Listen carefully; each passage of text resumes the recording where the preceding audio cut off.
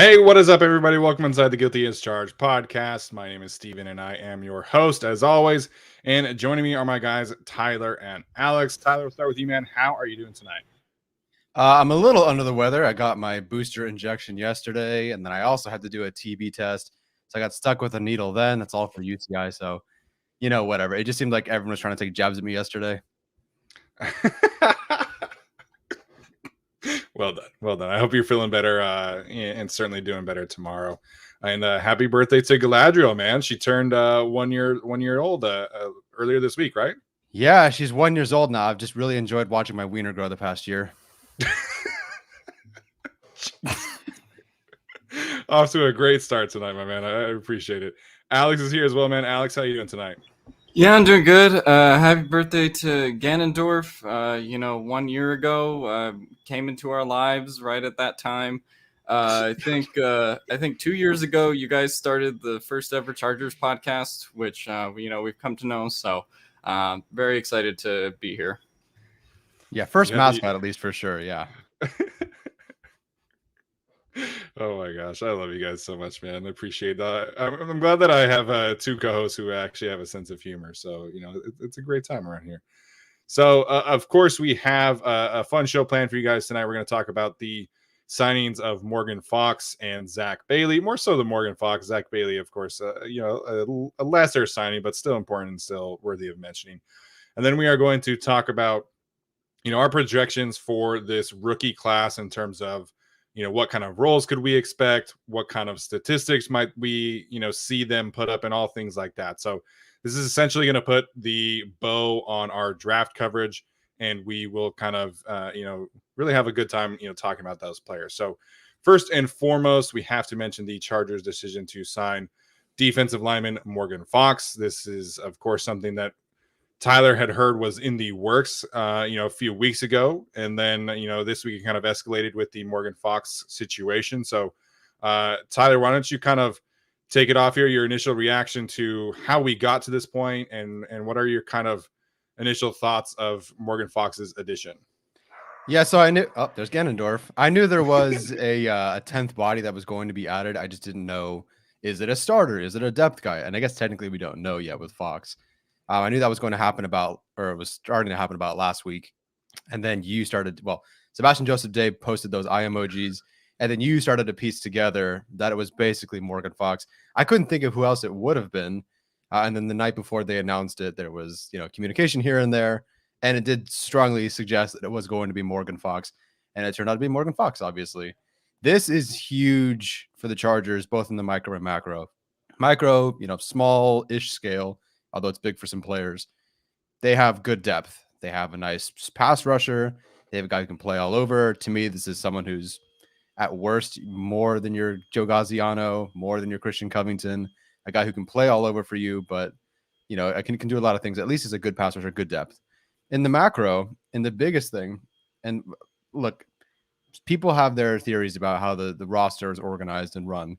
And some people feel that, and maybe it's been true in years past, that Spanos, Telesco, whatever, impose their picks on and their free agent signings or whatever on the head coach. And again, maybe that's been true.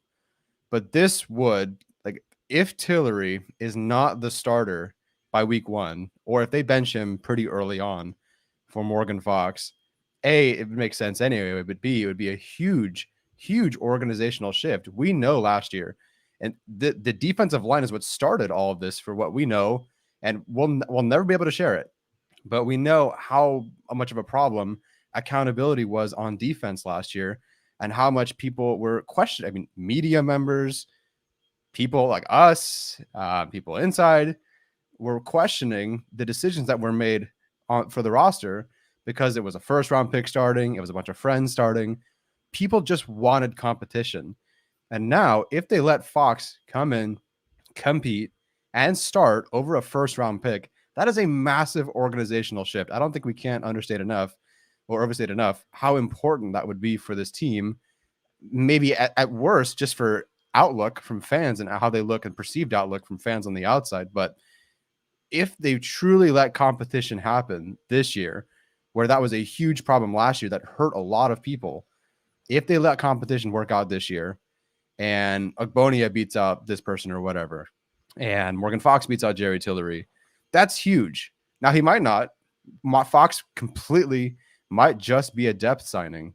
But I asked the coach about whether Fox is going to be a depth signing or is he's just competing, or if he's just a depth signing or if he's legitimately competing for a starting job.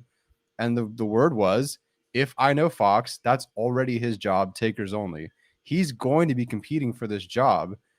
And that's huge. That's huge for the Chargers to move forward like this, breed competition, and acknowledge that just because you're a first-round pick doesn't mean you get the right to start immediately. Doesn't mean you get the right to sit out the entire preseason.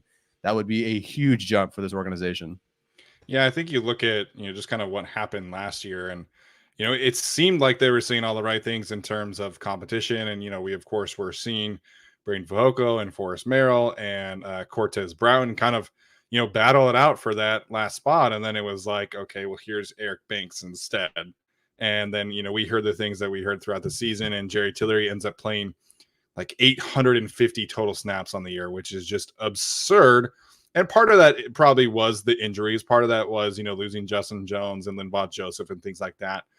But like they had no choice other than to play Jerry Tillery a ton of snaps because they just didn't have somebody behind him that kind of, could offer the same kind of skill set. Now with Morgan Fox, you could have at minimum a truly complementary piece behind him, or like Tyler is saying, kind of, challenge him for the starting spot, maybe even split 50-50. But they needed more pass rush from the interior. And, we kind of, every time we were talking about the defensive line in terms of adding a draft pick, we were focused on, drafting a Matthew Butler type or an Oyemela Uzurike type, somebody that could bring that and be that rookie developmental player. Then instead they go with Otito Ogbonnia, and that's fine. Tyler and I think that he's probably better right now as a pass rusher, but, long term, he's probably a Sebastian Joseph-Day kind of player. So, there just kind of was this void in terms of, pass rush from the interior. Now you have Morgan Fox to kind of, support that group and improve a much improved pass rush. Like, I'm working on this video in terms of deep diving into the Chargers pass rush. And last year was not pretty, like across the board. And now they've added Khalil Mack, they've added Kyle Van Noy, Austin Johnson, Sebastian Joseph-Day are not great pass rushers, but they're better than they had last year with Linval Joseph and Christian Covington. And now Morgan Fox is kind of the, the bow or the frosting on the cake in terms of the pass rush. So I'm a big fan of this just in terms of on-field play. If he does end up starting in front of Jerry Tillery, then like Tyler's saying, that's a massive shift in philosophy, but it's not a massive shift from Brandon Staley. One of the things that we heard about him was that he was not afraid to play the later draft picks. Of course, kind of the biggest case there is playing Jordan Fuller over Taylor Rapp and Terrell Burgess, and have him be that starting free safety despite being a 7th round pick. So I think this would potentially be him being, getting back to his roots. And if Morgan Fox outplays Jerry Tillery, I would not be surprised at all. Yeah, I mean, if Morgan Fox ends up being the number 1 starter and Jerry Tillery ends up being 2, or one of them's 1A, 1B, I think we're probably headed for kind of a 1A, 1B scenario. I also think that could be good for Jerry Tillery, right? I mean, I think part of the problem, like you and Tyler alluded to, is that he had to play not 850. I know the number is 878 because I looked at those gnarly numbers on PFF today. So, you kind of look at that and you're like, I believe Fox played something like 561 last year. If you can kind of get that to be more in the middle for both of those players and say, let's say Fox plays around 650 snaps, Tillery plays around 700, like that's probably what you sort of optimally want, or one of them being kind of 1A, 1B, like I said. And I think that takes pressure off of Tillery, where he doesn't have to come in on the run game as much. He doesn't have to, play every snap, get beat up, and then, be the only really interior pass rusher guy. I think that's kind of what messed him up at times last year too. But at worst, you're bringing in a guy, pretty much cheap depth signing who has familiarity with the Staley system. And it's not a coincidence that now pretty much at every level of the Chargers defense, including Bryce Callahan, including Troy Reeder, including Khalil Mack, you're just bringing in tons of guys who have, familiarity with the Staley scheme, how it's supposed to be run. And, basically at this point, Morgan Fox is another one of those guys. I feel like Morgan Fox has been a Charger for like 2 months secretly, because we've just been talking about him as like a hypothetical signing. I know Gavino has been on it from Chargers Wire. We've always talked about like, oh, maybe they get him, right? Akeem Hicks is another one of those guys, but they ended up going with Morgan Fox. So no, I think this is a great signing for the Chargers. You get more depth. They just needed another interior defensive lineman pass rusher at this point, whether that was going to be like someone they got in the draft, whether it was going to be an Akeem Hicks, whomever. And I think Morgan Fox applies that, had his best season statistically under Brandon Staley, and has pretty much like kept up similar production numbers, in regards to his pass rush, pass rush wins, his pressure creation. It's been, pretty on par with Jerry Tillery or better in pretty much all of these seasons. Last 3 years, I think he's actually created 2.5% more pressure. So, over a series of 1,000 snaps, that's about another 20, 30 pressures added.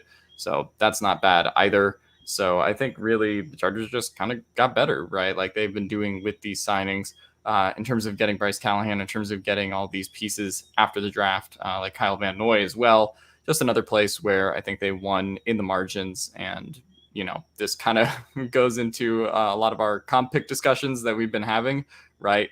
I think it was pretty unlikely that you were going to get like significant comp pick value out of Jerry Tillery. But if Morgan Fox does kind of like have a quasi breakout season and some team wants to give him a 1 year, 2 year contract next year, like in the same vein of Kyle Van Noy playing with this defense, that's some added value, I think, to him as well in terms of what he could bring to the Chargers down the road, even if he is only here for 1 year. But I think it just made all the sense in the world to go get another pass rushing defensive lineman, and specifically one that has a lot of familiarity with Staley. Yeah, last year we kind of got sick of like, oh, like here's another former Broncos cornerback to like come in and fill the gaps. And like, Brandon Staley was able to bring in like bottom of the roster kind of players to be familiar with his scheme, but they were bottom of the roster players. So now you have, Morgan Fox, now you have Bryce Callahan, now you have Troy Reeder, guys who will actually come in and contribute. Of course, Khalil Mack is there. And I know certain people were kind of complaining about that, like, oh, this is just a bunch of Staley guys. But it's like, well, then you also have JC Jackson, you also have Kyle Van Noy, you also have, these rookie players. And so I think there's a good balance of the Staley guys and like the not Staley guys, players who are not so used to playing in this kind of scheme, although maybe a little bit similar. So, I think they've done a good job of balancing, just get the band back together and adding like legitimate talent that are kind of outside sources as well. So that's not really an issue for me. Yeah, I completely agree there. What do you think about, I have not watched Morgan Fox, but he seems to be perceived better pass rusher in 2021, not good in run defense statistically, but in 2020, way better. And the coach I talked to said that Carolina was just a glorified college football team and didn't know what to do with him. So going back to 2020 will be great, but let's even just say that Fox is a much better pass rusher than he is a run defender. Let's just say he's at that point in his career. What do you think then about this run defense as it is? Everyone's thinking, oh, we got Fox going to be really good in run defense. Oh, we got Otito Ogbonnia. Here goes our run defense. But both of those guys do project to be better pass rushers than run defenders. So what do you think about the way the roster is constructed and the fact that they're just kind of loading up on pass rushers, which isn't bad, but if Fajoko's off the roster because of this move, we're really starting to slim down how many run stopping options that we have overall.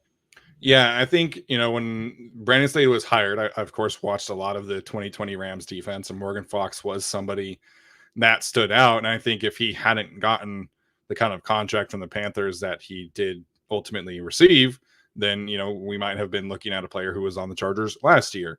So he was somebody that absolutely stood out to me. I think if you go back and rewatch and kind of study the differences there, when was with Brandon Staley and the Rams, he was mostly a 5 tech, meaning rushing in front of the offensive tackle, or from the 3 tech, 4 tech, occasionally even over the center.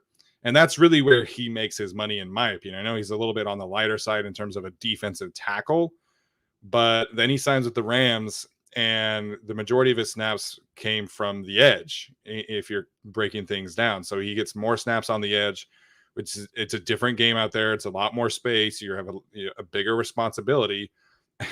And it was a college, like the Panthers do a 3-3-5 bullshit college Big 12 defense. It drives me insane that Matt Rule got to bring this bullshit scheme to the NFL. Like I hate it so much, in case you couldn't tell.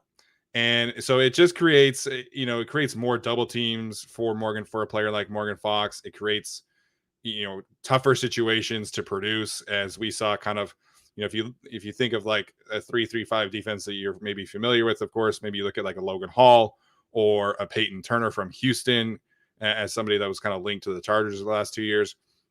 Of course, you have Baylor as well, runs a 3-3-5 and still does after Matt Rule left. So I think the situation in Carolina, it was poor coaching. It was a poor scheme fit. It was a different role. And yeah, sure, he didn't produce as much as he did with the Rams, but I mean, he still would have been like fourth on the Chargers in pressures last year. And so I think the Chargers are getting a fine player. I saw some people like be very, very stoked and like, this is awesome. And it is a good sighting for sure. But you're getting your fourth, maybe third defensive tackle, depending on how it situates with him and Jerry Tillery. Yeah, I mean, I think the run defense thing is a little bit overstated too. Like Morgan Fox, no one is going to confuse him for like this guy's going to, stop the run. But, he's decent enough at it to kind of get by with his pass rushing skills. And they've also upgraded everything around Morgan Fox and Jerry Tillery, right? Like you can sort of live with their liabilities in the run game because now you've replaced Linval Joseph with Sebastian Joseph-Day. Right, now you've replaced Christian Covington. You still have Christian Covington, but you've replaced him with Austin Johnson. And now you have Khalil Mack instead of Uchenna Nwosu, right? So, like, in terms of the run game, they've made upgrades everywhere else on the line. So you can kind of afford to have some pass rush or some guys with pass rush upside that aren't as strong against the run. So I think that's really where I stand on it. Again, no one's going to like confuse them for lockdown run defenders, but at the same time, I don't think that matters as much with the upgrades that they made. Yeah, and what I know for sure is that Morgan Fox is a better run defender than Jerry Tillery. Like that's without a doubt. So, it is going to be really interesting. But like Alex is saying, I think you have Sebastian Joseph-Day and Austin Johnson will be kind of your two starters, if you will. I would expect them to play the bulk of the snaps, and those players too, providing an upgrade in pass rush as well as run defense. So if everybody in this unit stays healthy, I think we can talk about that sixth spot being up for grabs. Maybe it's Fehoko, maybe it's Covington, maybe it's Forrest Merrill. I know people still really like him, but I think you have 5 spots secure with Sebastian Joseph-Day, Austin Johnson, Tillery, Fox, and of course Ogbonnia. And then, we'll kind of see. I hope that 6th spot is Brandon Fehoko. I really do, because he is their statistically most productive run defender outside of Sebastian Joseph-Day and Covington. While Brandon Staley kind of spoke very highly of him, the film and the numbers don't really back that up. And so I really do hope that 6th spot comes down to Brandon Fehoko. What are the odds you think they keep 7, out of curiosity? Ooh, that they keep 7. I was trying to look. The Niners are very different. Obviously, they keep 11, but that's very different. I was trying to see. They rotate all of their guys so much. Mm-hmm. Wait, think that the Jets probably the same. That they interior keep 7 interiors? Oh, they did 5 last year. 7 would be a huge jump, but they do have 2 open spots because no more tight end 4, probably no more running back 4.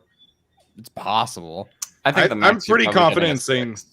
What's up, Alex? I was just saying, I think the max you're probably getting is 6. I don't think they're going to go as far as 7. I don't really think Merrill makes the roster at this point. Fehoko is probably kind of on that bubble like we've talked about. And now you're bringing Morgan Fox into the fold, but I think it's much more likely to be around 5 or 6. I feel pretty confident that it's going to be 6 this year. I think they learned down the stretch how important it was to have that 6th body. And even if you make somebody inactive on game day, like you have the option. You're playing the Cleveland Browns, you're playing the Ravens. Hey, we need more beef in the interior of this game. Maybe against the Raiders or somebody who's not going to run the ball as much. Okay, we can get away with 5. We'll do 5 edge rushers this game or 6 receivers or whatever. But I think they learned their lesson when it comes to only keeping 5. And I think we will see them ultimately keep 6. But I think Fehoko certainly has a chance, man. I think Covington Mhm. has a chance as well. So I think that spot is really going to be a heated competition in training camp. And if they really are about production and legitimate competition, then I expect Fehoko to win that competition. I hope they've learned their lesson. I don't know that they have yet. We'll find out when they make the Sure. roster.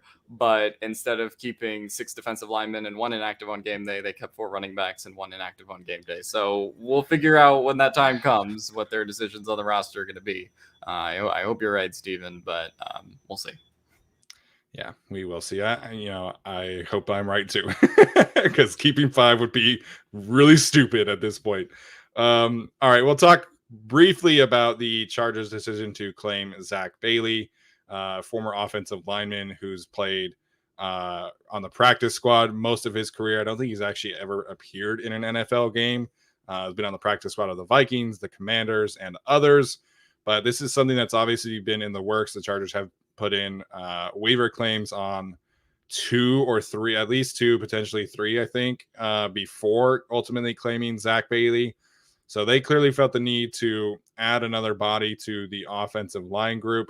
Again, there's like no film of this guy since he came into the league. There's no statistics. But Alex, any thoughts here on the decision to sign Zach Bailey? Probably just a training camp body at this point, but I mean, they might let him and some of the other, guys that are going to be competing for some of those final guard spots, like just kind of go at it and see, which ones can make the practice squad. That's sort of what it seems like. They've been beefing up that interior offensive line both before and after the draft. They got the clap and they decided to, do that before the draft, get the center. To replace Scott Wesenberry. So ever since then, obviously, then they go get Zion Johnson and Jamari Salyer in the draft. So at this point, I think that getting Zach Bailey is really just like a depth move. Steven, if you don't have any offensive line breakdowns on this guy, I'm not gonna have a whole lot to say on him.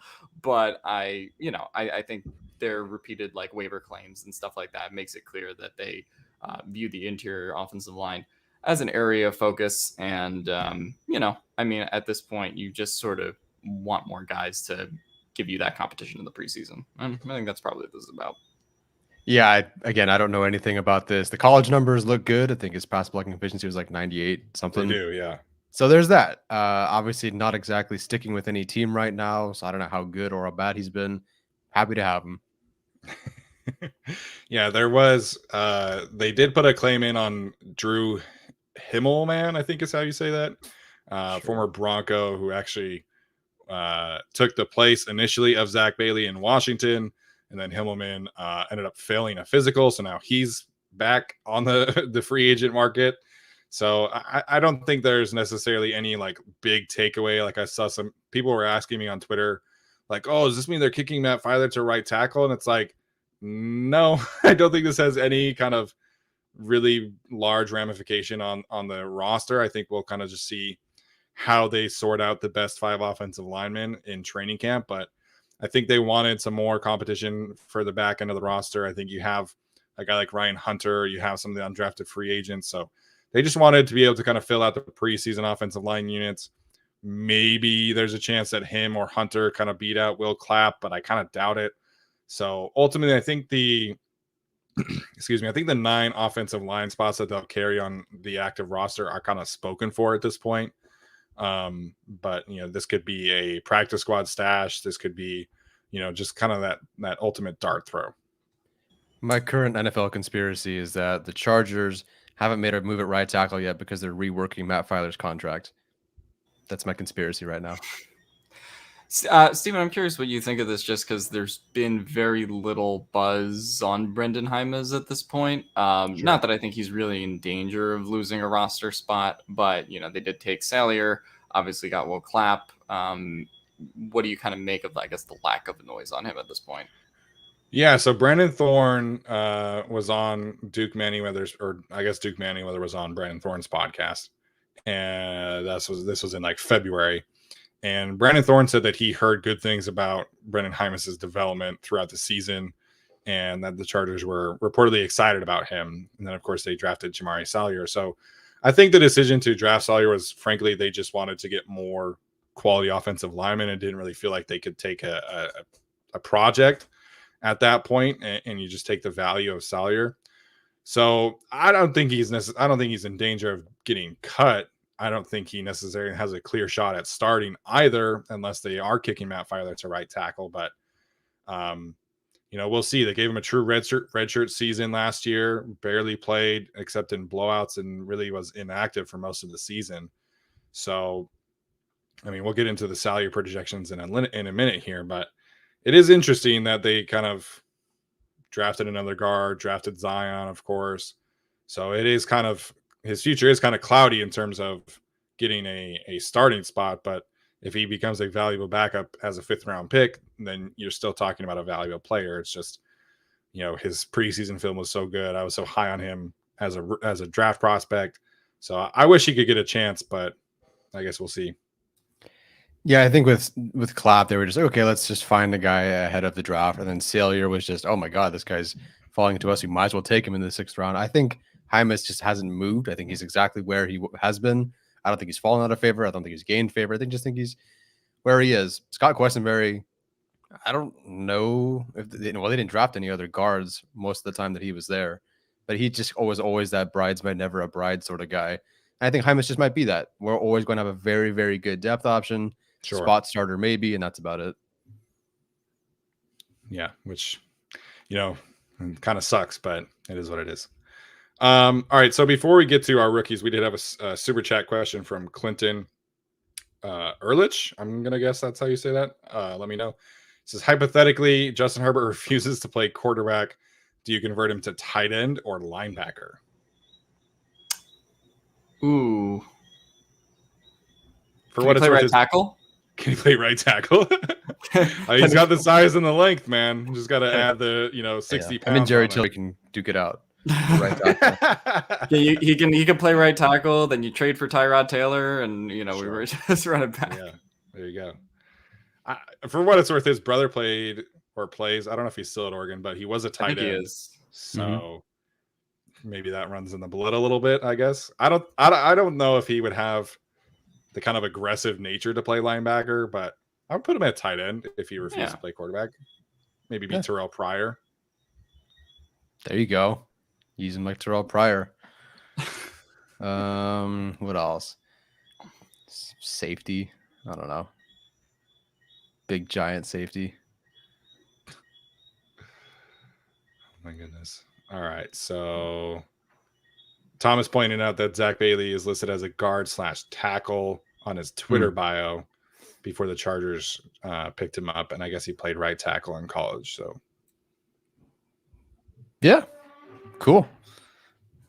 Oh, we'll see, I guess. They had Hymas do both last year.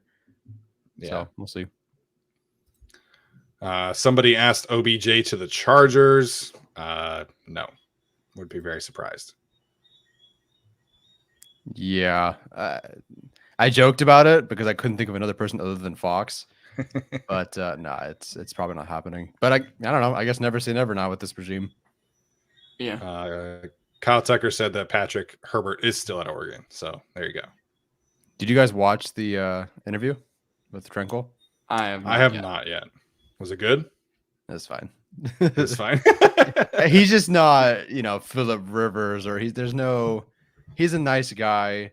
And I guess the biggest thing I took away from it was that, he's at Oregon and Tranquil's asking him, did you expect to start? Did you this or that? He's like, no, I just, thought everybody else was better than me. I thought this guy was better. I didn't think I was going to start.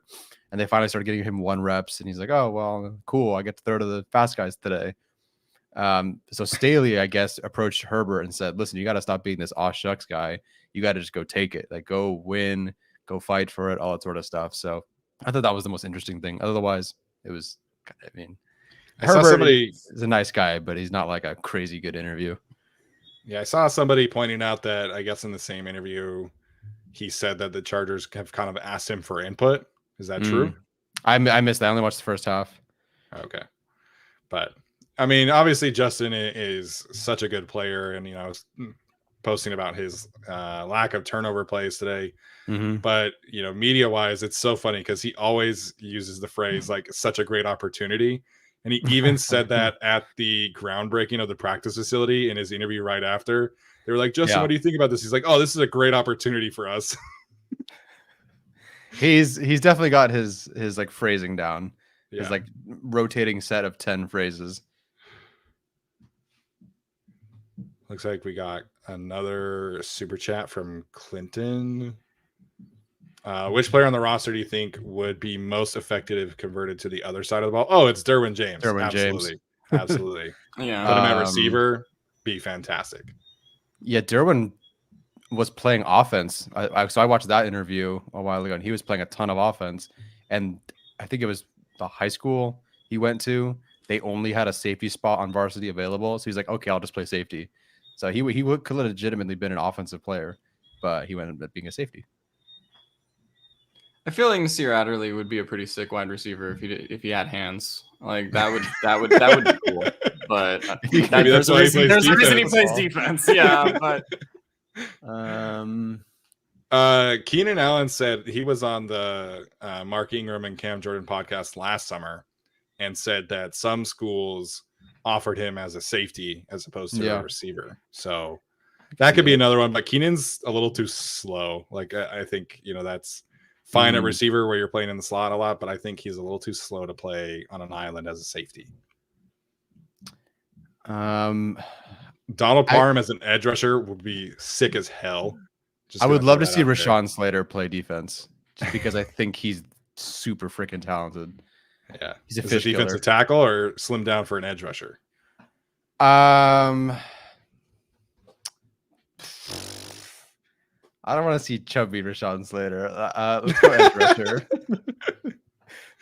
I know they posted it a few days ago, but that video of him doing that pass set in the water and just like sending that fish flying. I'm glad the Chargers acknowledged it because I was like, wait, did he step on a fish? Yeah, and then he looks at it like, oh crap, I just killed a fish. That's nasty. That's an explosive pass set. It was in the water too. So yeah. And Clinton, apologies for mispronouncing your name. I took a shot and I was wrong, but thanks for that. And appreciate the super chats. Rashawn Slater's got quick left tackle feet, but not quick enough to save that fish. No prisoners, no mercy. No mercy. All right, we are going to kind of shift gears here, and we're going to talk about some of our projections for this rookie class, and specifically kind of determining what roles they might play, and if applicable, we'll talk about some stat projections. Those day 3 guys are a little bit tough, but we'll do our best. So, of course, we have to start with Zion Johnson, the Chargers first round pick, obviously going to be the Chargers starting right guard. And I think this is an interesting case study, and Arjun kind of pointed this out too. The guard prospects who come right in and you play guard versus the ones who are tackle prospects who convert to guard on the inside. Of course, I knew you had a presentation. I thought about doing one because I did like a Google Doc, but I knew you were going to do it. So yeah, now I just feel like an asshole. Like, here's this fucking presentation again. Here we go. No, it's great. It's great. It's great for our visual audience, man. It really is. I appreciate it. And like I said, I thought about doing one, but I just have my Google Doc with all my notes and things like that. So why don't you run down what you have on this presentation first? Oh, it's just a little visual thing for anybody who's watching or just for us to look at. It's his pass blocking efficiency, or obviously the changes for defensive players. Pressures allowed, sacks allowed, penalties, RAS score. And then the composite at the bottom is the composite rankings where we had him on a stats, per play stats basis, just for anybody who's curious. So here's what it looked like. So if I say, oh, well, he had this or that, or he wasn't that great at this or that in college, we at least have some numbers here for some context. Yeah, absolutely. I have to say, where to go? Ben S. Shout out to Ben S. It says PowerPoints in the chat. So Daniel Popper has the spreadsheets. We have the PowerPoints. I guess. Okay. Hey, sweet. There we go. So yeah, I went through and kind of not studied film. I mean, I'm familiar with some of these guys, but I went and looked at kind of the recent rookie guard comparisons that could potentially fit what we could see from Zion Johnson. And I think the first one that just was kind of a natural thing for me because, I was such a big fan of him and I graded them very closely is Elijah Vera Tucker. Yeah. And so you look at what Elijah Vera Tucker did last season. Like Arjun was pointing out, he was a tackle prospect converting to guard. And I think that showed in glimpses of his rookie season. He ended up starting 16 games for the Jets last season and really struggled out of the gate. So he ended up allowing 15 pressures in his first 4 games, which is not great. But I think you saw him really make some strides down the stretch of the season. Despite, allowing 42 total pressures, he did have a pass blocking efficiency rating of 96.6, which is very, very good for a rookie guard. And, I think, like I mentioned down the stretch, he ended up only allowing 6 pressures in his last 6 games, second in the class in run blocking grade. He only had 5 penalties. So I think he had a slow start, but I think he finished strong. And I think that is a possibility for Zion. The other one I wanted to mention is Cesar Ruiz, who I kind of compared Zion to, at least athletically, leading up to the draft. Cesar was pretty solid for the Saints across the board. He did have a game against the Bears, and specifically Akeem Hicks, where he allowed 8 total pressures in one game, which is obviously not great. But he ended up only allowing 25 total pressures, very similar pass blocking efficiency rating as Elijah Vera Tucker, but he was a significantly worse run blocker according to PFF. His run blocking grade was 61.6. So I think he struggled a little bit more. He was a center in college, so I think maybe kind of just being that shift was a little more difficult than people kind of thought. But he was a solid player. So I think those are 2 players that were like natural comparisons for me. Especially, athletic profiles being very comparable for both of those guys. But I'm curious to kind of hear what you guys think in terms of maybe some comparable situations or players that could be, potential fits or comps for him, I guess. Yeah, I first looked at last year and I was thinking, okay, what did everybody else do at guard? And most of the guys that struggled were those guard tackle converts. Leatherwood, Mayfield, Elijah Vera Tucker. I was surprised to see that Trey Smith allowed 49 pressures. For some reason, I just assumed he was a lot better than that. The pass block efficiency wasn't that bad, but still 49 was a surprise. I think it's tough because I'm trying to weigh Zion Johnson, our favorite interior offensive lineman, highest graded interior offensive lineman, me the last 2 years, my only 2 years, you for 3 years. So I take that into account, and I consider someone like Trey Smith, who I liked less. And so I think he'll do better than that at least. And sure, the only problem, and it can't be like a perfect situation, is Zion is going to be playing right guard. That does give me a little bit of pause there. And then he is likely at this point playing next to Trey Pipkins or Storm Norton. And I just don't think that's the best situation. If he were on the left side between Slater and Lindsley, that's golden. That's a beautiful situation. His natural spot. Having to go to right guard, not having a great right tackle situation next to him, that's a bit more concerning. So we'll talk about stats in a bit, but I think I'll have a good season. I think I'll have a better season than someone like a Trey Smith in terms of pressures allowed. I think he'll just be good throughout the year at worst. There'll be some iffy games because the switch is difficult, sure, even though he's a guy who's built and can switch, but he has to switch. So I think it'll be a solid season, better than someone like a Trey Smith, but I don't think it'll be the peak season he could have because he is switching. Yeah, I think the switching component kind of makes it hard for him to have the peak season, in addition to the fact that we don't know who he's playing next to at right tackle, right? In theory, that could be Matt Filer. But then if it's Matt Filer playing there, you're probably moving him to left guard, like we've said. So, or you're having to help a lot with either Trey Pipkins or a Storm Norton. I think with Zion, you're going to get very solid play. There will be some iffy moments. I think for people that are probably expecting like a Rashawn Slater season because we were spoiled last year, you're probably not going to get that. You're not going to get like an all-pro, Pro Bowl like type year, I don't think, from Zion Johnson, like out the gate. Just because I think it's harder for guards to come into the league than it is for like first round tackles anyway. But I think he'll be very solid, certainly like an upgrade over, what they've had before. In terms of like trying to just fit a right guard in there. Obviously, Ibushi was good prior to going down last year, but I think if you get even Ibushi or slightly above Ibushi, performance last year, that's what you could probably expect from Zion Johnson. Sure. It'll take him a while to sort of fit in. You just hope for some of the consistency along that line and for the Chargers to kind of stick with whatever decision they make at right tackle and not have to, have a bunch of moving pieces move around. So, but ultimately, Zion is clearly the most pro-ready player in the Chargers class. I think he has kind of the least concerns coming out about what his role is or what his stats are going to be. Granted, he's an offensive lineman, so I don't know if there's a ton of stats to talk about, but yeah. Mm-hmm. Right. I can't believe. Okay, so we all know this about Rashawn Slater. We know he's great. 26 pressures allowed all year last year. For some reason, I thought it was more. 26, man. Like Leatherwood, 65. Mayfield, 57. Smith, 49. Vera Tucker, 42. 26 as a left tackle. Jeez, man. What a season. And he said in his press conference that some of his rookie film made him cringe. This guy is going to be he was watching Joshua good. Kelly block. Chip. Yeah, probably. That one time Joshua Kelly tried to chip Myles Garrett and ended up pushing Myles Garrett into Justin Herbert, essentially.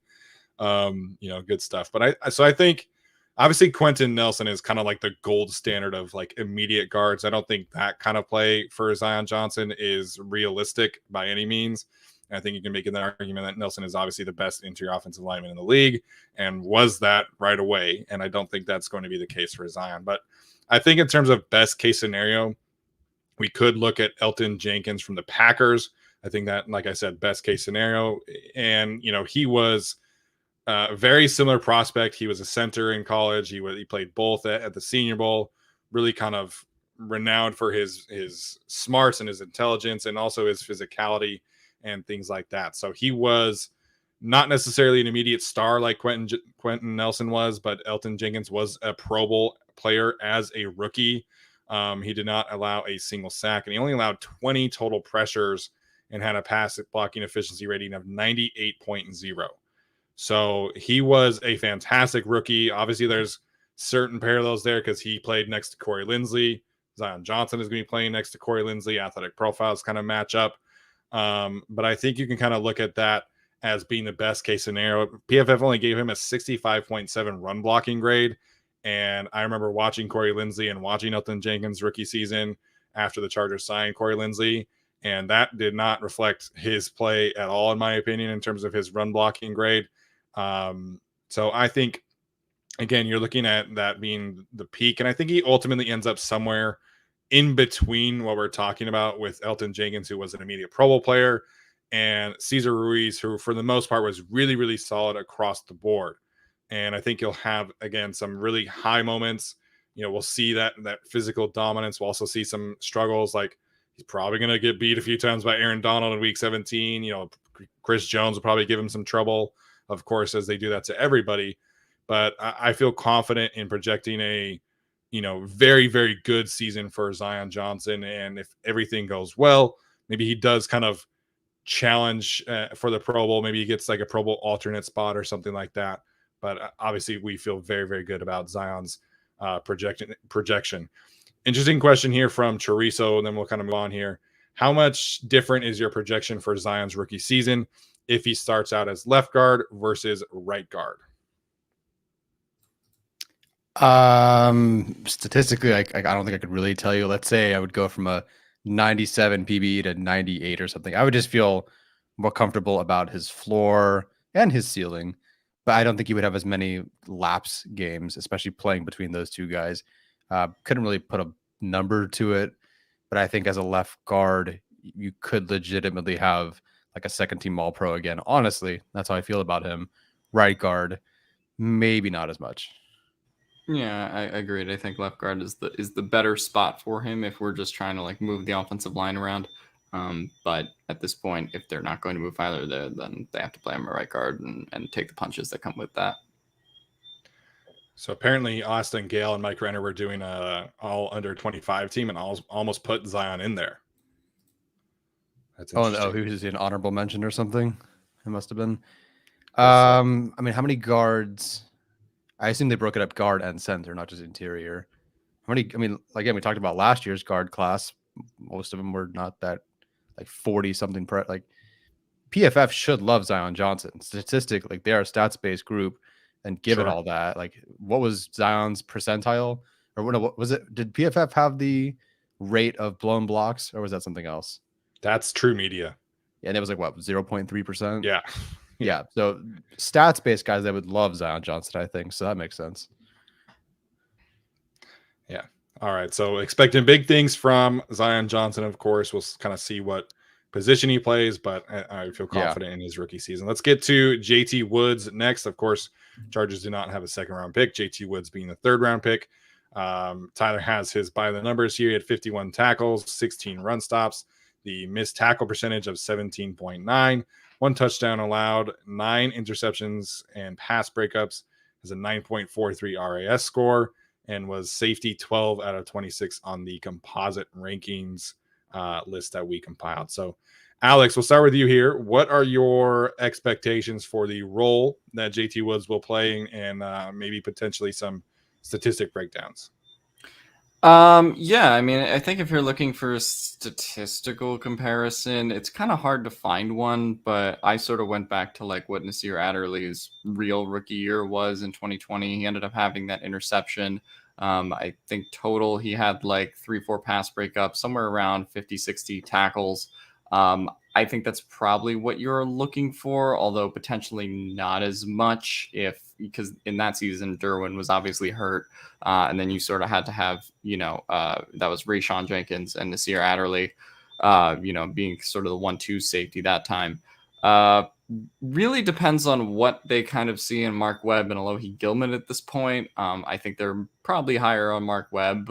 So if they do want to play him more, then you could kind of see him getting in the rotation a little bit. JT Woods is clearly safety 3 at this point, but depends on how much they want to play the other guys, because that obviously affects, how many chances he has to get interceptions and pass breakups and things of that nature, as well as racking up tackles. The one, if we're projecting stats, the one thing that's concerning is from the gate, he's probably going to struggle with missed tackle rate. Sure. I don't think there's much of a doubt about that. But we'll kind of see, how that progresses in the season. I could see him starting at maybe like a 20% missed tackle rate in those first few weeks, and then see that slowly start to come down throughout the season. I think that's optimally what you would kind of want to see in terms of development. But yeah, I think JT Woods is pretty clearly, safety 3 at this point. They're going to have Derwin, him, and Nas, rotating pretty consistently. I'm curious to see what they kind of want in his role. I think you'll have him playing a lot of deep. I don't think he'll be playing up close, because I think they'll let Derwin and Nas handle that stuff, obviously, sort of because of JT's missed tackle rate, and just because those guys are more comfortable with that right now in general, having been in the league. But yeah, I think it'll be a bit of a slower process than people are thinking in terms of bringing him along, but he's obviously going to see the field a lot. I think he probably gets, you could probably round it up to like 45, 50 tackles, let's say 1 interception and 4 pass breakups. Like, I think that's kind of what you're looking for in a JT Woods rookie campaign. Yeah, I think in terms of his role, like Alex is saying, I do expect him to be that third safety. I think that athletic profile is just going to be, so useful for them. And if you're talking about like playing time, Alohi Gilman and Trey Marshall combined for 562 snaps last year as kind of those third and fourth safeties, mostly third safeties. And I think not all of those will go to Woods, right? Like I do expect, Mark Webb to be involved as well, but we'll probably see Woods start a couple games. Adderley's kind of had some hamstring issues here and there. Of course, Derwin hasn't been fully healthy since his rookie season. Again, not obviously wishing that to happen, but just kind of the reality of the NFL is that Woods will start probably 2 or 3 games. And I think he ends up playing like somewhere around 15, maybe 20 snaps tops per game. And so if you can get, 40 tackles out of him, like 7 to 10 run stops, maybe an interception, maybe a fumble recovery, get his hands on a couple balls, couple turnovers, and then keep that missed tackle rate relatively low, then I think we can talk about a good rookie season. I think if his missed tackle rate is anything worse than 17.9, then we're going to be, having some questions there. So as long as that improves for me, as long as he gets his hands on a couple turnovers, I think I'll be pretty happy if he's able to stay involved, play maybe, 400 snaps, 350, and, be okay, be a serviceable starter. then I think we can be happy and see some flashes for, a potential breakout season as a sophomore once Nasir Adderley potentially moves on. Yeah, but you guys covered most of it at this point. I think with the same roster as last year, if you're just looking at like coverage snaps, maybe he gets like 350 coverage snaps. But I know they're not safeties, but they kept Davis. They had Callahan. They drafted Sear Taylor. Webb's going to be healthy and competing. Dean Laird's an outside corner. I don't think he really applies here. I guess Davis isn't really either. But I guess you have a lot of DBs. And so I think that just kind of eats away at how much he'll be on the field. I'm curious to see what happens in training camp with his role when it comes to any kind of man coverage, if at all. Does he work against tight ends at all? Does he play in the slot at all? Does he blitz? So those two things, if he's a pass rusher in some capacity, is he manning up against tight ends at all in any capacity? I don't think he does do that. And so I think Mark Webb can kind of eat some snaps there. So but I'm same page as you guys. I think like 200, 250 snaps, 1 interception, 10 run stops, that sort of thing.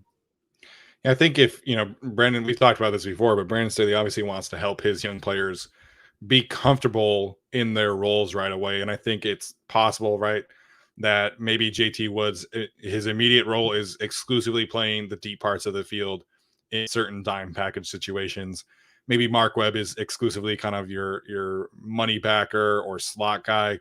And the two of them kind of split that third safety role. I think that's totally possible. But I think Woods, really the focus here for me is, get some turnovers, improve that missed tackle rate, and really kind of show that improved technique. Because, I went back and watched some of the Rams defense, and Jordan Fuller, of course, is somebody that really stands out to you from a processing standpoint. I think you can see some safe comparisons in terms of technique, in terms of ability mentally between Fuller and JT Woods' film as a prospect at Baylor. And so, I mean, obviously Woods is a much better athlete than Jordan Fuller was. Fuller, a 7th round pick out of Ohio State. But mentally, there's a lot of comparisons there for me. So I think the future is certainly bright for JT Woods. I'm not necessarily projecting like an immediate starter role unless somebody is injured. Mm-hmm. But I think he will contribute right away. He will be an instant impact player. Just depends, how much we're talking about here. Right. Yep. Totally agree.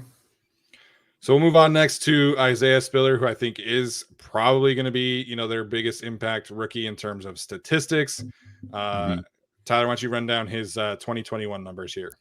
Sure. So over 1,000 rushing yards, just a bit, 5.7 yards per attempt, 189 receiving yards, 3.63 yards yards. What the hell is the stat again? Per attempt. Yards per contact, or yards after contact per attempt. Yeah, I hate the way that's written. 6 touchdowns, 1 fumble, an RAS score of 5.73. I don't know if you knew that he had a low RAS score. People, I'm just kidding. I'm sure Alex has told us.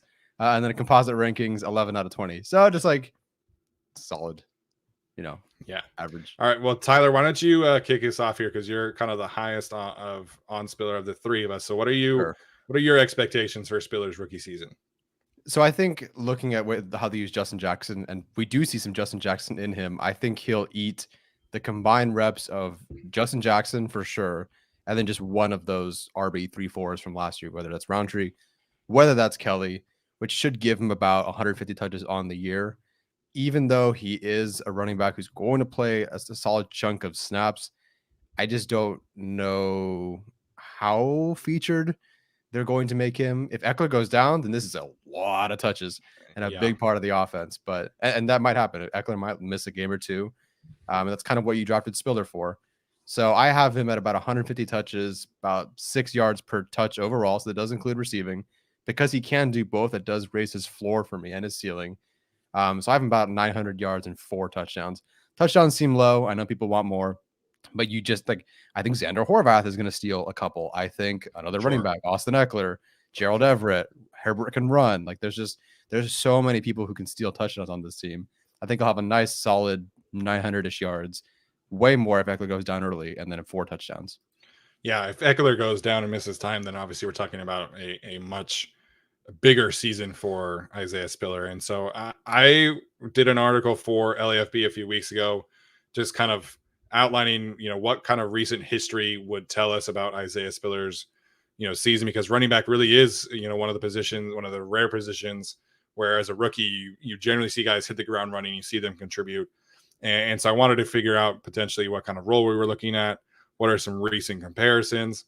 And I think the comparison that I settled on was Kerryon Johnson and the Lions. Obviously, his career has not turned out great, and so hopefully Spiller has a better career than Kerryon Johnson does. But I think as a rookie, I like the comparison because the Lions had LeGarrette Blount and Theo Riddick, two veterans who kind of took the load or took the majority of the workload, if you will, from a rushing perspective. That's Blount, obviously, and a passing perspective in Theo Riddick. And so I think that if you combine Blount and Riddick, you're essentially getting the kind of workload for Austin Ekeler, is what I'm trying to say here. LeGarrette Blount ended up with 154 carries that season. Johnson had 118. Riddick caught 61 passes and Johnson caught 32. So I think, if you talk about the kind of split that the Chargers could potentially have with Ekeler and Isaiah Spiller, you could be looking at something similar in that regard. Obviously, Austin Ekeler, a much better running back than LeGarrette Blount and Theo Riddick. But, I agree with the amount of touches. I think if you project him into that same kind of split, you're talking around 150 carries, maybe 20 catches. And so you could potentially see Isaiah Spiller getting around 815, just kind of if you take the league average there, 150 carries at league average, 4 yards per carry, and then 20 catches at 7 yards per carry, which is the average for running backs and receiving options. So I think you could have, kind of a really safe floor here for Isaiah Spiller, potentially around 800 yards, 4 touchdowns. And then, if he's able to be above average, we're talking about 4.5 yards per carry, maybe 7.5 yards per reception, then you're really talking about a super successful rookie season if things go well. And, I expect him to make an impact right away because of the improved offensive line, because the Chargers frankly need a player like this. And so even if you're a little pessimistic about the prospect, I think you can definitely see a route to instant success for Isaiah Spiller. Yeah, I mean, there's a really high floor in terms of his production just because he's going to be RB2. Ekeler, towards the end of last season was pretty banged up because no one behind him did anything, frankly, and he needed help. So, you can kind of project a pretty safe floor for Isaiah Spiller. There's a reason people want him in dynasty and fantasy drafts and stuff like that.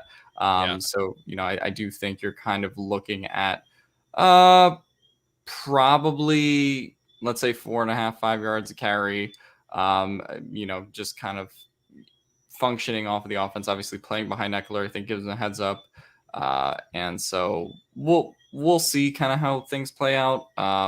I think with receiving yards, it's so hard to predict just because Justin Jackson and all those guys combined in terms of Kelly and Roundtree last year, I believe had something along the lines of 500, 550 rushing yards. And then Jackson was pretty much the only receiving running back in that group, ended up having 178. So yeah, I think you could kind of combine their rushing production if you wanted and say, all right, well, he'll probably have about 550, 600 if we assume in terms of rushing yards, if we're assuming that he's going to be RB2 for the whole year. And then, depending on how things go, obviously if he plays really well or has to play RB1 for some games, then, those numbers go up. If he starts to struggle or, stuff like that, then those numbers can slightly kind of go down. And then I think you probably have a solid, a little bit like Justin Jackson, probably somewhere between 140, 180 receiving yards as well. So I guess if I had to pick a number, I'll probably go 750 combined yards and let's say 5 touchdowns. Right, that's sort of where I'm at with it. And I think depending on his role, I think those numbers can move up or down. But I think out of all the rookies, he's pretty clearly the one that's going to get the most stats and probably the most recognition around the league. I'm really curious what his leash is in terms of being able to make a mistake, in training camp, on the field. They had drafted Kelly. And do you remember if Kelly was benched after a couple of fumbles in 2020? He was, yeah. So yeah, I'm really curious because Spiller like is the perceived RB2 and is the better running back, I think. But you do have Kelly, you do have Roundtree. Now, granted, they might not even be on the roster by the time they're considering benching Spiller. But I'm really curious how many mistakes they might let him make. Yeah, I think he'll have a pretty long leash. LA Chargers fan asking if Horvath makes Kelly and Roundtree disposable. Shout out to Ben, man. Ben, that was a really funny response there. Ben said Kelly and Roundtree make Kelly and Roundtree disposable, which is accurate. So we'll talk about Zander Horvath in a minute here, but I think one of those two, Kelly and Roundtree, meaning will probably make the roster, and just because they don't really have that. Like if Justin Jackson were still here, then obviously that's your RB3, but they don't really have that guy right now. So we'll have to see there. All right, let's get to Big Tito. We'll get to Tito next. Obviously, the Chargers 5th round pick, Otito Ogbonnia. I just did my get to know interview, with Will Decker from LAFB chatting about Tito. So that'll be dropping tomorrow. So stay tuned for that one. Otito Ogbonnia last year for UCLA had 17 run stops, 14 pressures, 2 sacks, a PRP of 2.9, pass rush win rate of 8.4. RES was 4.78, and he was 17th out of 17 on our composite rankings. And I think a lot of that, as you'll hear from Will Decker, is due to extremely poor coaching at UCLA. I think you see some flashes on film, but the thing with Tito and him projecting his rookie season for me is just how difficult it is for rookie defensive tackles to make a true impact. And I think, we can definitely be excited about him, and I am excited about him as well. I think there is a very high ceiling here for in terms of physical, attributes. But I went and looked at the last 5 draft classes. How many defensive tackle prospects as rookies hit 15 total pressures? That was kind of the sweet spot in terms of, are you good as a rookie? Are you bad as a rookie? So 15 was kind of the number there. For reference sake, Jerry Tillery had 10 as a rookie. Justin Jones had 12 the year before that. So just kind of a bar there that you might want. So of every single defensive tackle drafted since 2017, only 17 defensive tackles hit 15 total pressures as a rookie, which is not a lot. That's not a good number. And if you talk about run stops, 18 was kind of the sweet spot that I found there. And only 18 defensive tackles hit 18 run stops as a rookie.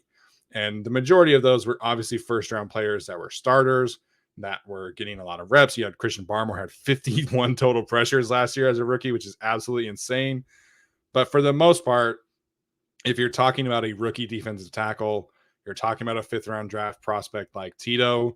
You're talking about somebody who's kind of that 5th, 6th guy in your room, if you will, potentially 4, depending on how your roster shakes out.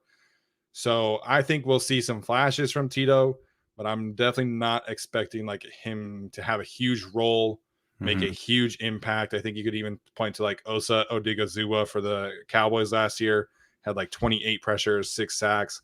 I think even that is a little bit out of the realm of possibility for Tito, but I am excited about the prospect. This is definitely not me kind of, trying to dump on Tito at all, but I think we just need more than anybody in this class. I think Tito needs to have some tempered expectations, both because it's such a hard position to transition to in the NFL, and we don't necessarily project him to have a huge role because of the players that are in front of him. Yeah, that's kind of the thing. Maybe a decent role, but not with Morgan Fox. I know they're not the same position by any means, but that does take quite a bit away. Steven, can you remind me again? I don't know if you know it off the top of your head, how many defensive tackle rookies last year had more than or had double-digit pressures, and how many the year before? So if you take it down to 10, it was 4 rookie defensive tackles, and if you do like 15 run stops, it was 6. So it was last year's class was rough. The best class that I saw was the Christian Wilkins and Dexter Lawrence class. I think that was 2019, if I'm not mistaken.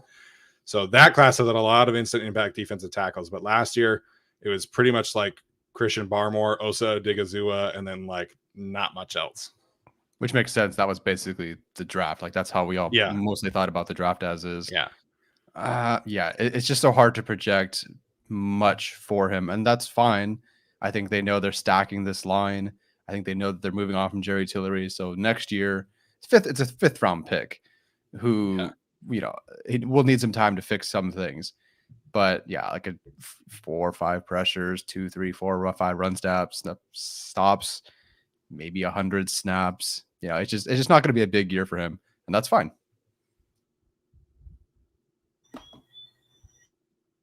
Alex, you good? Yeah, I'm good. Sorry, just trying to hit the unmute button. No, I think Otito is going to.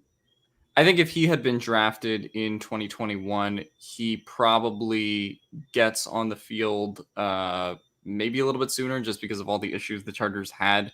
Sure. Obviously defending the run last year, and then all the bodies that dropped because of COVID, because of injuries, right? And you also had players like Linval Joseph and Justin Jones, who were free agents after the year. So that would kind of be like a transition. Plus, the Chargers were 28th in run defense anyway, and the defensive line had their problems. So it's like, all right, why not throw him into the fire and just see what he does, right? But now the Chargers are very much a contend now team, and they have to have their defensive line together. They've obviously, gotten all of these guys that we've mentioned over the course of this podcast, right? Adding Morgan Fox to that this week, and getting pretty much every defensive lineman under the sun to try to like boost this line. So for me, Steven kind of called it in the chat like a red shirt year. I don't know if I would go quite that far in terms of like because he will play in spurts, right? But I just think with the amount of talent they've added, I don't see him, putting up, some big sack numbers. Certainly not 6 sacks and 28 pressures. I think if you wanted to like make like a real number, it would probably be something like 10 pressures, 2 sacks. Like, maybe that's kind of like underselling it, but at the same time, I just don't think he's going to be on the field very much to get those opportunities. He's not in their top 2 pass rushing interior defensive linemen with Jerry Tillery and Morgan Fox. He's not going to be rack up a ton of tackles as like a nose tackle or a run defense ideal either. So it's just hard to really like find a spot for him where he's going to rack up these numbers. And I think that's how it's supposed to be anyway. They let some guys walk next year, and then Otito kind of like slides into, like a quasi, early on Justin Jones role, like kind of next year. I think that's sort of what you're eventually looking from him. Same number, by the way, I took his number. But we'll sort of see how this all plays out. But yeah, I think you're kind of just looking at him as depth this year. And if some guys get hurt or COVID comes back or whatever it is, then maybe he'll be forced to play. But I think this is very much a learning season from him, considering how much his potential is, but how rough he is as a prospect right now. Steven, when you were doing the get to know you interview, was there any talk of Otito maybe being more suited for nose tackle, or any nose tackle talk? Or I don't know how to spoil your interview, but I was just curious if maybe they perceived him as a different kind of player. No, we talked more about him, just kind of his general skill set. I think you can be comfortable with him playing from the nose and playing from the 3 tech. So I think, he's kind of penciled in there. I think, in a pinch, maybe he could play over the tackle and need to do a little bit of that at UCLA. But I think you're talking about a nose tackle. You're talking about a 3 tech. And, I do feel really comfortable with his projection in terms of next year, right? Because Christian Covington's on a 1-year deal. We'll see about Morgan Fox, but again, different kind of skill sets. Braden Fajoko's a free agent next year. Jerry Tillery's a free agent next year. Forrest Merrill potentially still on the roster, I guess, in terms of practice squad. But Otito will definitely get his chance next year to make a strong impact. And I think having a season where he's not asked to do a ton is going to be so beneficial for him, because, something we did talk about in our interview is that 2021 was the first time ever in his life that he has been able to truly focus on football in the springtime, because he was always doing shot put at UCLA. So this current spring was the first time ever in his life where he's had nothing else but football to focus on. And so now you're talking about a player who has this whole, season to learn and progress and maybe play, because we saw Chris Rumpf play like 5 snaps a game essentially. I think you're talking about a very similar snap workload for Otito, and then maybe you start him in a couple games in a pinch. You play him, 20 snaps if there's some injuries in front of him. So yeah, I'm sure people will really want to see him on the field, and I really want to see him on the field, but I think you're talking about your 6th defensive tackle essentially. And so you're not going to see him a ton. But I think next year, after he has a full season to kind of adjust to the NFL speed, adjust to the scheme, adjust to not doing shot put in the spring, I think next year as a sophomore, you could potentially see a really good season for him.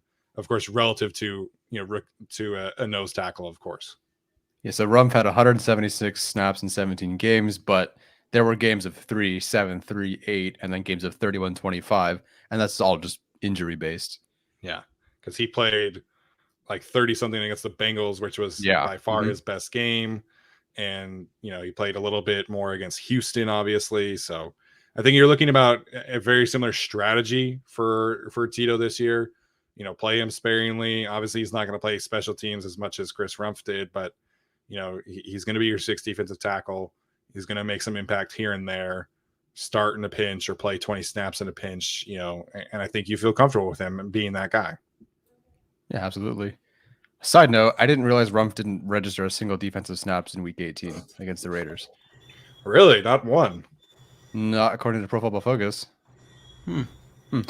Yeah, I think you can play him in a pinch if injuries happen. We could play him on special teams. We saw the Fehoko Houston game, right? So you can throw a big guy out there and have some success. But yeah, no, I think this is a year where Otito should just sit back, learn. You have a real football coach now as opposed to Chip Kelly. So one of the most prepared in the game as opposed to one of the most stupid motherfuckers I've ever seen in my life. Let him sit back, let him chill, and then next year's the breakout year for Tito.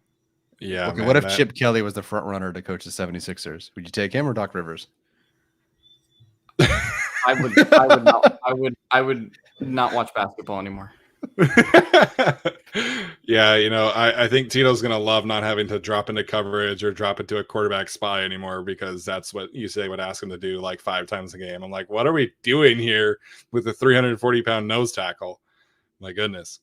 All right, let's talk about Jamari Salyer, the Chargers 6th round pick number 195. Obviously won a national championship at Georgia, had a fantastic pass blocking efficiency rating with 99.1. Only allowed 4 pressures on the season as an offensive tackle in the SEC, which is amazing. 1 sack allowed, 5 penalties. I think 2 of those were declined, if I'm not mistaken, from PFF. RES was 4.15. We did not rank him on our composite rankings, but I think his general composite board was pretty, fantastic. And, we'll talk a little bit about him here. So I think by far, this is the rookie that has the, most possible outcomes for this team, for this class. Obviously, he could potentially start. He could potentially get a redshirt season. There is kind of that knee issue that was pointed out to us after the draft and how he couldn't squat anymore. But so he's another one. Maybe you give him the Brendan Hymus treatment and you don't really see him as a rookie. Maybe you give him a chance to start at one of the guard spots and he earns that position. So this by far to me is the most complicated situation, but we all love this draft pick. So I guess it's just kind of what we're expecting from his rookie season. Yeah, that's basically it. Like you said, the largest range of outcomes. I have no idea. So I believe he's a left guard right now in camp, which is expected. That's not unexpected, but that was just rookies. I totally think he can start. I think, again, my conspiracy is that Filer is just working out a reworked-ish contract so he can play right tackle. Give him a little bit of a extra bonus for doing them a solid. But to me, I do think inevitably he is not a starter this year, barring injury. And I do think he is going to have a nice role as an extra offensive lineman. But I think it's just going to be a 100 snap kind of year from him. 100 snaps because I think there's a good chance there's just one start in there somewhere. Yeah, I mean, I think we also, one of the things we have to mention is just sort of his medicals also a little bit, right? Like that was sort of uncertain coming out of the draft. We don't think that he has a current injury now by any means, but like that can kind of change on a day-to-day basis as he like starts playing in practice or starts playing at camp. So I think that's something to watch for this season. But no, I don't think he gets on the field this year, but it's so uncertain and murky what they're doing at right tackle that like you could tell me that he ends up being one of the guards or James ends up being one of the guards, or, you know, depending on if they kick Filer out there, or you could tell me that they sign a completely new right tackle off the street tomorrow to, you know, be the new guy. Yeah. I wouldn't be shocked by that either. So there's just so many possibilities, and definitely the draft pick with the most variance in terms of outcomes, like Steven said. But yeah, no, I don't think he starts this year. I think sort of in the vein of Otito, although I think Otito will be on the field more just because of the nature of the position. Right. I think Jamari is pretty much taking a redshirt year, barring injuries to other players. So I guess really the question here is if your swing into your offensive lineman is a competition between Brandon Hymus and Jamari Salyer, you know, who wins that competition and how many games do they play? Obviously, you know, your starting guards are you know, it's so hard to keep all of your 5 offensive linemen healthy.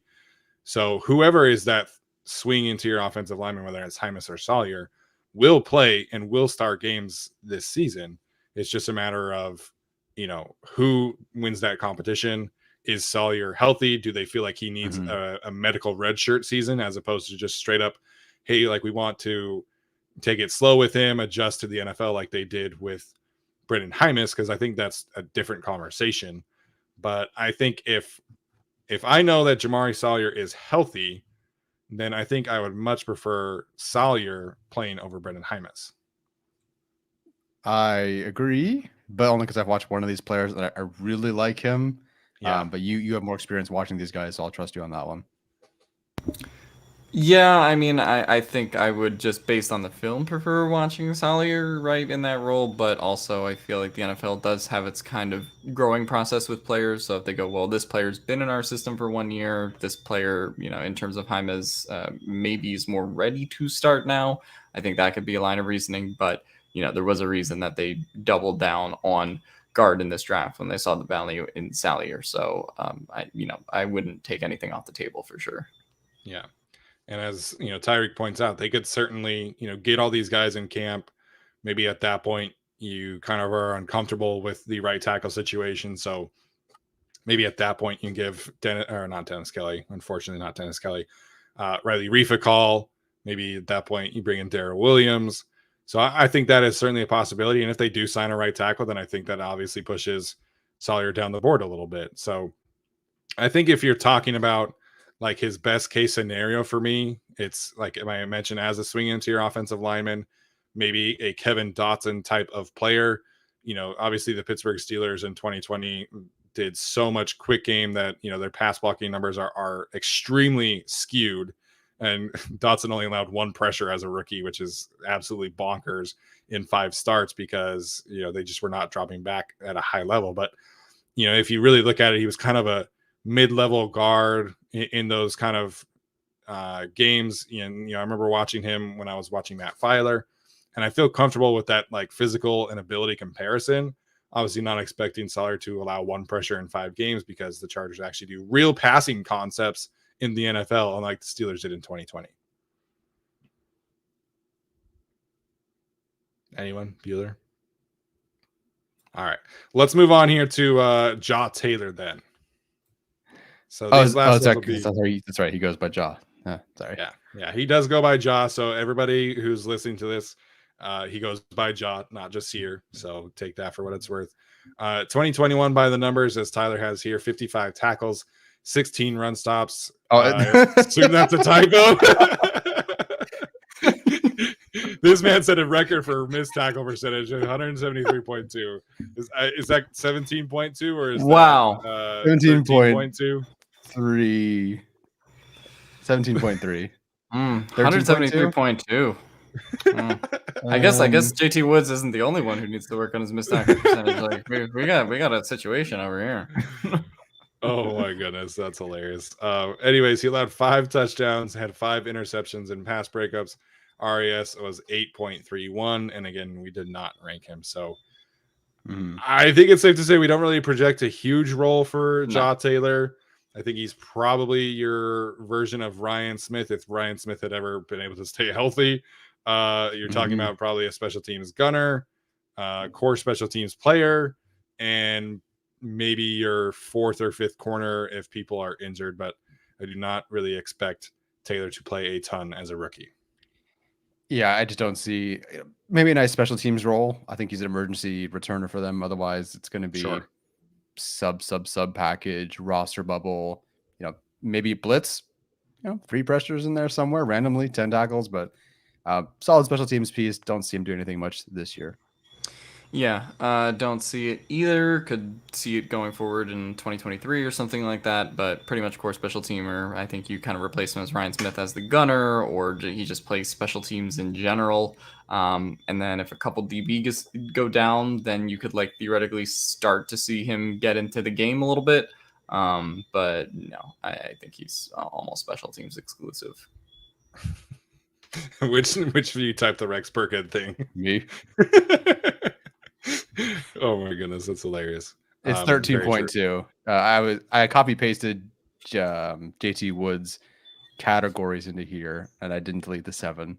So There you go. 13.2. 13.2. Still not great, but better than 173.2. Slightly. No, but I think there's some things to like here in terms of a special teams projection, of course, and then if he becomes more than that, fantastic. Okay, we won't spend a ton of time on Dean Leonard. Frankly, I would be very surprised if he makes the roster because of the other players in that cornerback room. But 2021 by the numbers, 40 tackles, 11 run stops, missed tackle percentage of 14.3, 2 touchdowns allowed, 7 interceptions and pass breakups. Combined RES was 7.68. So he is more of an outside corner projection as opposed to Taylor, who's a little bit more of a slot, potentially safety hybrid, according to some people online. But I don't know. Am I the only one here that thinks Dean Leonard probably is a practice squad guy, or do you guys think he makes the roster? I think if they have him playing some sort of safety, it's possible. If they just want to punt Alohi Gilman into the sun, then potentially as a versatile, right, as a versatile corner slot. I think he is better suited as a safety immediately. I don't know. I just this is the biggest reach of the Telesco era since 2016, as far back as the data goes. It's tough to project him making the roster, just given all their other guys. He's battling out for Tavon Campbell, though, so it is possible. I just don't see him being more valuable right now than Tavon Campbell, which I know is a whole thing for Chargers fans. But Tavon Campbell as a starter was not great. But I think what he provides is more than what Leonard will provide as a backup. Yeah, I mean, there's not a lot to say here other than we just said Ja Taylor is not going to play that much, and Dean Leonard's going to play even less, or potentially not make the roster and be on the practice squad. So he's kind of behind a guy who's behind a guy who's behind a guy at this point. But yeah, I think he could make the roster in an instance where they just decide, hey, maybe we're throwing out both Mark Webb and Alohi Gilman, and we're just gonna put him there. In theory, I guess it's possible, but no, I just don't see a role for him really on the roster in general. And even if he does make the roster, he's certainly not getting any kind of playing time. And you sort of already have John Taylor for the special teams value corner. No, pretty much exclusively developmental guy. See where he is next year. I mean, if you're talking about best case scenario for him, obviously, he earns a roster spot in training camp. And I think, certainly that is possible. Tavon Campbell, definitely not a world beating kind of corner, but if you're keeping 6 corners, if you're keeping 4 safeties, then there's going to be players who are the odd men out. And of course I would tend to think that would be Alohi Gilman and Dean Leonard. So just kind of depends, I guess, if he really is able to beat out Tavon Campbell for that 5th or 6th spot. But I think, they like Campbell and they like him as a 4th corner or a 5th cornerback option. And I think that's fine. If you're asking him to be a CB1 against Justin Jefferson, then obviously that's not going to go well. But if you're talking about a cornerback room that added J.C. Jackson, hopefully gets Asante Samuel Jr. healthy, added Bryce Callahan, then Tavon Campbell as your 5th corner is completely fine. There are not many other cornerback rooms in the league that have like a stud CB5 that they feel great about. So for the most part, NFL teams stack up these developmental guys that they feel comfortable with starting in a pinch or being a CB3 in a pinch. And so I think that is, Tavon Campbell. But if they pick Dean instead of Campbell and they roll with Jaw Taylor as CB5 and Dean Leonard as CB6 because they were the drafted players, then I think that's fine. NFL's lit asking about Keemon Hall. I think Keemon Hall is definitely gone at this point. You have too many slot guys at this point for Hall to really have a chance, in my opinion. So really for me, in the last spot in the cornerback room is Campbell or Dean Leonard. Yeah, and we're not far from Tavon Campbell. Like, they benched Michael Davis $10 million a year and Asante Samuel Jr. second-round picks in back-to-back games for Tavon Campbell. So, I mean, again, maybe things went south, and they did for Campbell. Maybe things went south in the eyes of the coaches, but there was a point where he was like, they wanted him on the field really bad over guys they invested a lot in. So even though he is older, he'll be 30 or whatever, I still think they're going to keep him over Leonard at this point. Yeah. And one of these Charger scouts has to be Canadian or something, man, because they have stacked up like 8 Canadian players, which I think is so cool, but also like, where did this come from? Yeah, also, like, they have so many Canadians on the team now that we had to start a separate channel on our Discord to talk about Canadians and hockey and stuff. Like, there's too many Canadians on this team. Someone's gotta fix this. But I think Dean Leonard, we'll see if he makes the roster or not. But yeah, there was a sneaky pick, or Notre Dame pick here. It was Dean Leonard. Because he went to Notre Dame High School or something like that. Yeah, so people thought that Telesco didn't pick anybody from Notre Dame. He did. Just Notre Dame High School. Yeah. Now, luckily, we replaced the Notre Dame fix with a Georgia fix, which is, I think, much better. Thanks to Brandon Staley. So I will definitely take that. All right, we'll talk. We'll wrap this up with some fullback talk with Zander Horvath. Was kind of a running back fullback hybrid last year for Purdue.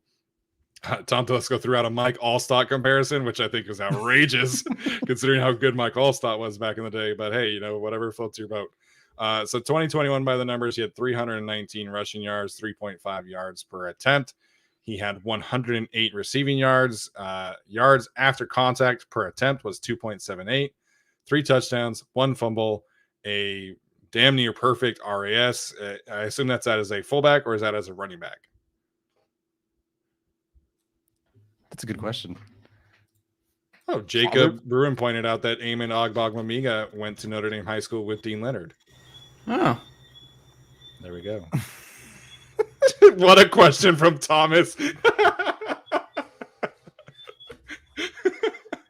Listen, so the question from Thomas is, let's be honest, did you show Horvath's shirtless pro day photo to your significant others, and did you immediately go work out after? Listen, I'm taking my fiance to Hawaii in a couple of weeks, so I don't need to work out. I'm good. Question. I actually have not seen Zander Horvath's shirtless pro day photo. I'll find it. Can you find it and pull it up? Replace your nerd slideshow. We just have to get into this on the show. The shirtless pro day photo. This is the content that people come here for. A shirtless picture of the Chargers fullback.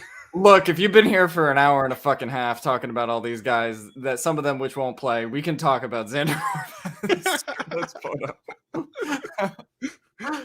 I will say it's certainly the guy's completely jacked up, man. It's crazy. Oh, man. Yeah, I mean, did you find it yet? Yeah. Hold on. Yeah, so I mean, going back to Zander Horvath and serious analysis, I gotta wait. It's coming up right now. Oh shit. Oh fuck. Okay. Look at that man's traps, dude, and his. You gotta make it like full screen though. Yeah. Okay, let's go with. Let's just go with this one. At least one of my fellow Alexes is jacked. I'm not anywhere near this, so it's okay. You have brain muscles. I suppose sometimes. There's Zander Alexander Horvath for you, everybody. Yeah. There we go. What was Alex's reaction? Well, I don't know what my reaction was. I'm just tired. Overlooking his shirtless pictures of Zander Horvath on the podcast. Wow.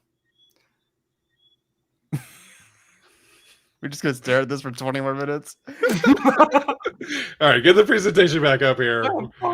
Let's get back to our nerdy shit, or take it off in general. That's fine too. All right, so, I think in terms of these post Isaiah Spiller picks on day 3, I think you're talking about Horvath potentially leading them in snaps, which is completely fine. I think you're comfortable with him being the Chargers fullback at this point. Obviously Gabe Neighbors is going to get cut because they drafted Zander Horvath.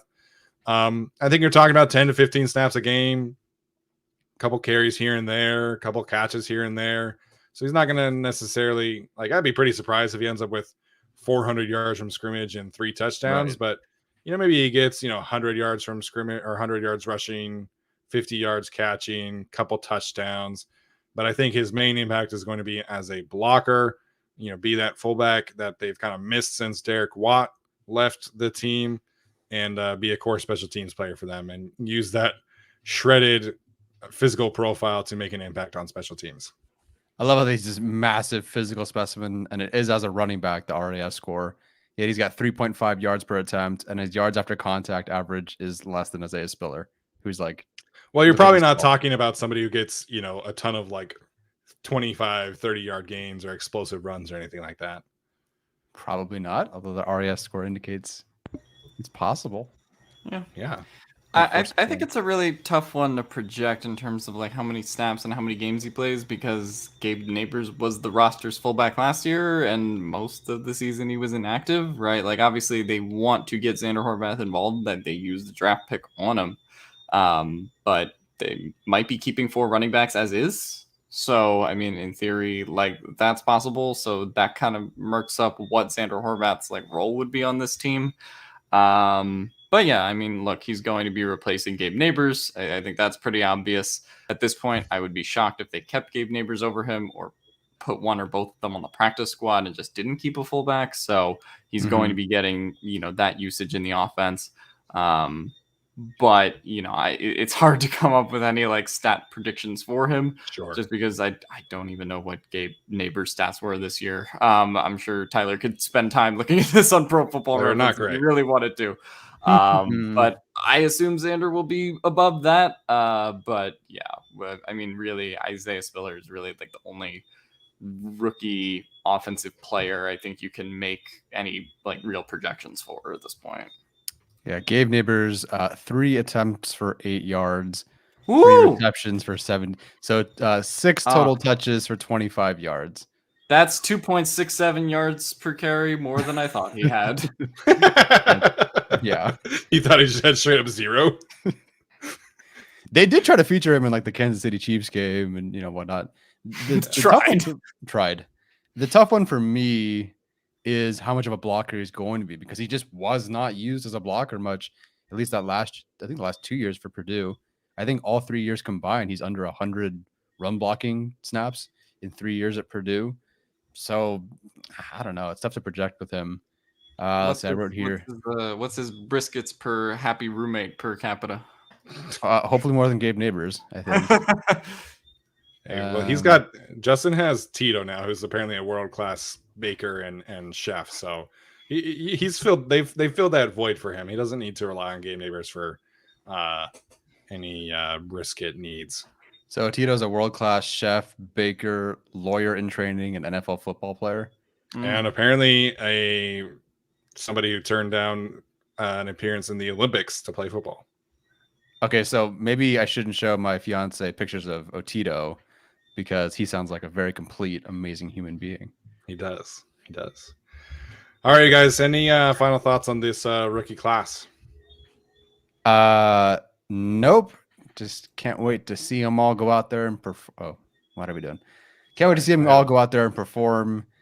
These are our rookie projections based on things that we looked at, film, what we know, roster construction. I'm sorry to the positivity police for not saying Isaiah Spiller would have 4,000 yards and 82 touchdowns, but we try our best to be realistic. Hey, man, but we still said that we feel very good about his Yeah. rookie season. And so I feel like this was a good exercise in terms of, outlining some expectations for these players. And obviously, anything can happen. Maybe Tito is just kind of a world beater and could potentially, beat out even Jerry Tillery for that third defensive tackle spot. I don't know, but I doubt it. I guess I look like Al from Home Alone or Home Improvement. I guess. I mean, you're white. You have A dark little hair and a bit. beard. But, like, Yeah. At least he's white, man. The Kyle Van Noy thing, as Kyle Van Noy is half black, still makes no sense to me, but it is what it is. All right, so we will wrap the show up here at this point. So appreciate all of you guys who tuned in to an hour and a half of rookie projections and Morgan Fox conversation. So,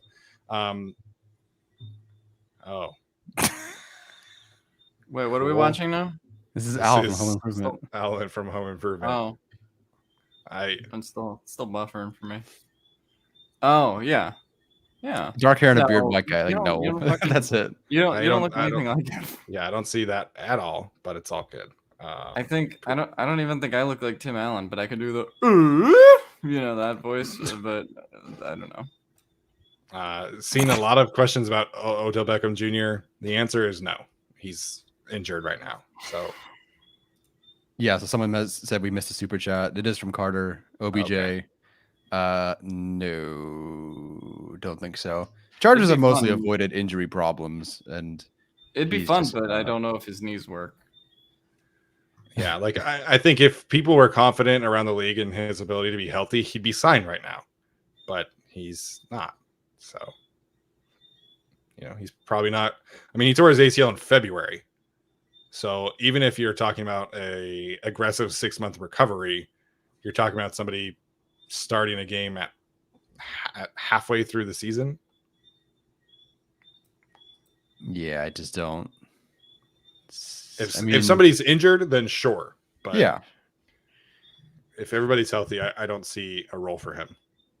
If they were as in on wide receiver at 17 as the league would have us believe, then maybe they'll pick him up. But otherwise, they seem to be good with the guys they have. All right. So apologies to Carter for missing that. But hey, we got to it eventually. And shout out to Demetrius for pointing that out. So, all right. That's going to do it for us today, guys. We will see you next time for we'll probably do a Q&A on Saturday. And then we're going to have a couple more episodes before we take a little summer break. So appreciate everybody tuning in and chatting here. And as always, remember to sign up for our YouTube memberships, which is a new feature that we've kind of started. We'll have some exclusive YouTube membership videos coming out in the next few weeks or so, and that will continue throughout the season. So appreciate all of the support, all of the positive feedback, and Bolt Up. We'll talk to you guys later.